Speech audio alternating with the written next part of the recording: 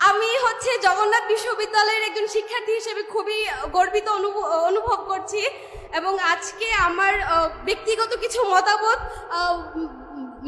প্রকাশ করার সুযোগ করে দেওয়ার জন্য আপনাদেরকে অসংখ্য ধন্যবাদ এবং জগন্নাথ বিশ্ববিদ্যালয়ের বাংলাদেশ ইসলামী ছাত্র শিবিরকে অসংখ্য ধন্যবাদ। আমি মনে করি আমাদের এই পুঁথিভিত্তিক যে আন্দোলন সেটা চালিয়ে যাওয়া উচিত। তা আমরা যে ছাত্র সংগঠন বা অরাজনৈতিক মানুষ কিংবা আমরা যাই হয় না কেন, আমাদের বিপ্লব এবং আমাদের দ্রোহ সবসময় চালিয়ে যাওয়া উচিত। ধন্যবাদ সবাইকে। চর্চা করি। আমাদের ব্রাহ্মণবাড়িয়ায় একজন বিখ্যাত আছেন কবি, আপনারা সবাই চিনবেন, কবি আল মাহমুদ। আন্দোলনের সময় যখন হাসিনা পালিয়ে যায় তখন আমার মাথায় একটা শব্দ, একটা লাইন সাথে সাথে উদয় হয়েছিল। আল মাহমুদ বলেছিলেন তার বখতিয়ারের ঘোড়া কবিতাতে, দেখো দেখো জালিম পালায় খিড়কি দিয়ে।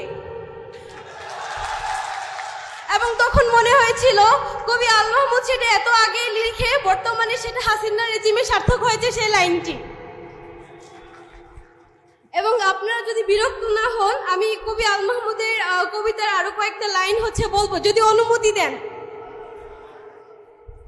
কবিতা আমাদের মিছিল। আল মাহমুদ, আমাদের এই মিছিল নিকট অতীত থেকে অনন্তকালের দিকে। আমরা বদর থেকে উহুদ হয়ে এখানে শত সংঘাতের মধ্যে শিবিরে এসে দাঁড়িয়েছি। কে প্রশ্ন করে আমাদের আমরা কোথায় যাব?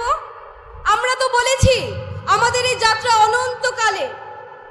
উদয় অস্তের ক্লান্তি আমাদের কোনোদিনই বিফল করতে পারেনি। আমাদের দেহ ক্ষতবিক্ষত, আমাদের রক্তে সবুজ হয়ে উঠেছিল মুতার প্রান্তর।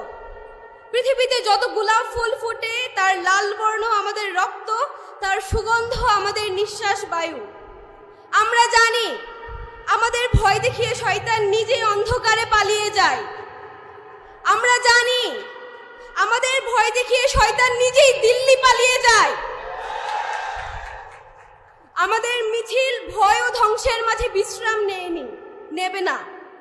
আমাদের পতাকায় কালেমা তাইয়েবা, আমাদের পতাকায় কালেমা তাইয়েবা। এই বাণী কাউকে কোনোদিন থামতে দেয়নি, আমরাও থামবো না।